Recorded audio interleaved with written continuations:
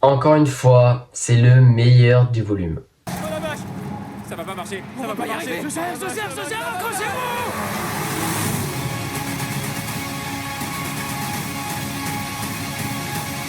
Bonjour à tous, j'espère que vous allez bien. On se retrouve aujourd'hui dans la critique de l'épisode 3 de Stranger Things saison 5 après la critique de l'épisode 1 et 2. N'hésitez pas à aller voir ces vidéos avant celle-ci. Comme d'habitude, on va en parler en détail de l'épisode, même si il y a énormément de choses à dire forcément. Dans une partie sans spoiler pour ceux qui n'ont pas vu l'épisode et une partie avec spoiler pour ceux qui veulent être curieux un peu plus et qui ont vu l'épisode pour savoir un petit peu plus mon avis. Et on commence en partie sans spoiler et franchement, l'épisode 3, c'était incroyable. Même en tant que grand fan de Stranger Things, j'ai trouvé que ce début de saison se lançait petit à petit. Et là, on attend vraiment un pic génial. J'ai trop hâte de voir la suite. C'est le moment où le volume 1 décolle, où la saison prend une ampleur de malade, où les tensions explosent.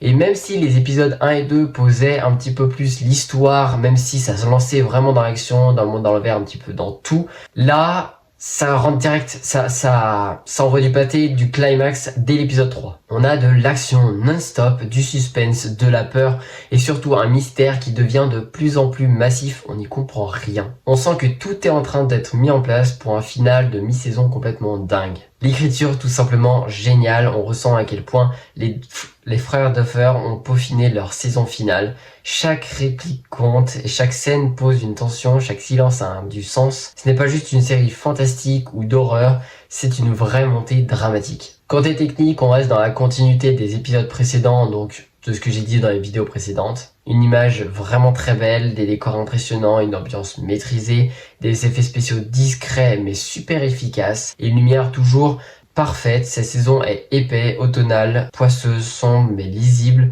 C'est magnifiquement équilibré. Le montage qui était le plus gros défaut de l'épisode 1 est nettement meilleur ici. Ça respire plus, on comprend mieux la géographie des scènes, l'action est claire, on sent qu'ils vont calmer les cuts et c'est beaucoup plus agréable à regarder. Concernant les fameux 60 millions de dollars par épisode, on les sent pas vraiment parce qu'il n'y a pas forcément de grandes scènes qui ont besoin de temps de budget. Mais vraiment par contre, on sent qu'il y a pas mal de budget quand même, au moins 20 ou 30 millions par épisode, parce qu'on sent qu'on a envie de mettre beaucoup de choses, il y a beaucoup de trucs qui sont ultra bien faits et on sent que l'argent est pas dépensé pour rien. On a de plus en plus de scènes avec des monstres ou dans l'Upside Down je pense qu'il coûte très cher à produire. Là, je pense que ça fait le pactole un petit peu, mais c'est normal. Je pense que l'argent est bien développé, juste que 60 millions par épisode, je suis un peu perplexe. Je pense plus pour les grands épisodes de la saison, pourquoi pas, mais là, ouais. Les personnages continuent à être super bien développés. La relation entre Will et sa mère Joyce est géniale et super mimi et touchante. C'est tendre, touchant, c'est humain et ça rajoute un poids émotionnel très fort. On sent qu'il prépare quelque chose autour de Will et c'est vraiment super bien fait. Quant aux nouveaux personnages, pour la première fois depuis le début de la saison, on commence à les comprendre, à voir où ils veulent aller, à sentir qu'ils sont importants. C'est pas juste des noms, il y a enfin du développement, des petites scènes marquantes. Cet épisode est bourré d'action et de tension. On a constamment l'impression que quelqu'un peut mourir. Les questions s'accumulent, mais pas dans le mauvais sens, c'est construit, ça donne envie de théoriser, ça pousse à regarder la suite directement. Et le plot twist, encore une fois, de ouf. Pas forcément choquant dans le sens grosse surprise, mais hyper bien amené, hyper bien construit, et surtout, ça change complètement notre vision sur un personnage central. Mais je dirais tout ça dans la partie avec spoiler. Bref, l'épisode 3, c'est une claque, c'était extraordinaire. Si j'étais pas fan de Stranger Things, j'aurais dit que c'était très bien, mais là je suis fan, alors c'était extraordinaire.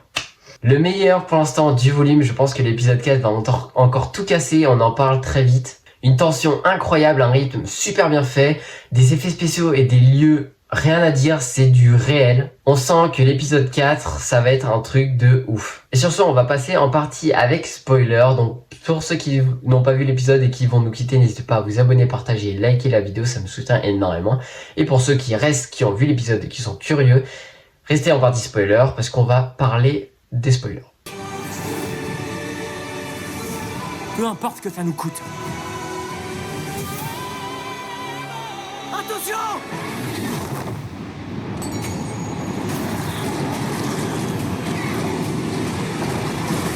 On commence avec la scène de fin, Max. C'est quoi ce délire? Elle a l'air ultra fantôme, ultra pas réelle en fait, dans un rêve. C'est très très chelou, j'ai hâte de voir ce qui se trame autour de ça, même si je pense pas qu'on aura la réponse directement dans le dernier épisode du volume 1, mais on l'aura plus dans les derniers épisodes ou peut-être dans le volume final, voilà.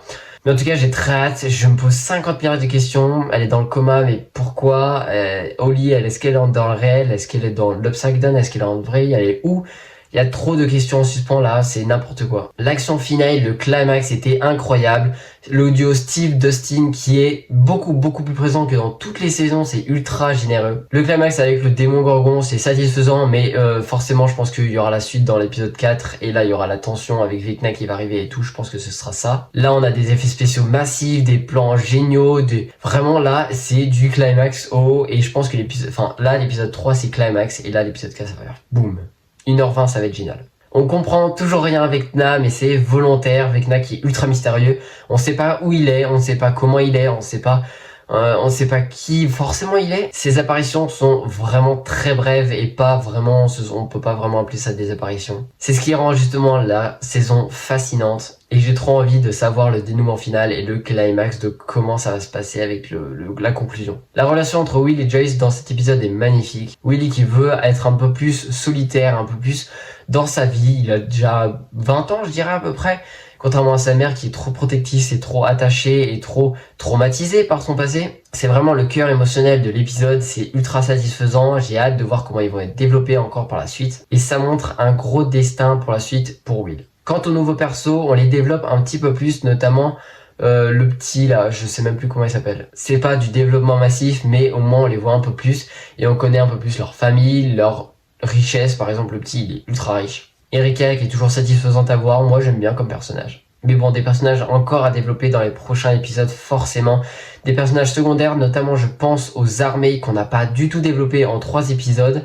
Alors j'ai hâte de voir comment ils vont faire ça, notamment avec l'officier et la dame. Mais bon, forcément j'ai une centaine de questions en suspens, j'ai trop hâte de voir la suite. L'épisode 4, je suis sûr, il va pas tout dire, il va pas tout conclure forcément. Ça va mettre du gros climax au haut pour mettre de l'action et pour donner du bonheur aux gens. Les révélations vont forcément être au dernier épisode ou à l'avant-dernier. Et en tout cas, je dis juste que tout ce qu'on a vu dans toutes les bandes annonces, ce sont du volume 1 et je suis content qu'il n'ait pas spoilé de grand chose et ça fait vachement plaisir. Bref, un 3e épisode exceptionnel. Une fin choquante, une montée dramatique incroyable, des personnages au top, un mystère parfaitement entretenu et la suite et le dernier épisode du volume 1 promet d'être explosif. Sur ce, merci d'avoir regardé cette vidéo. N'hésitez pas à vous abonner, partager et liker cette vidéo, ça me soutient énormément. N'hésitez pas à voir toutes les autres vidéos sur TikTok et sur YouTube. J'ai fait de toutes sortes avec sans spoiler.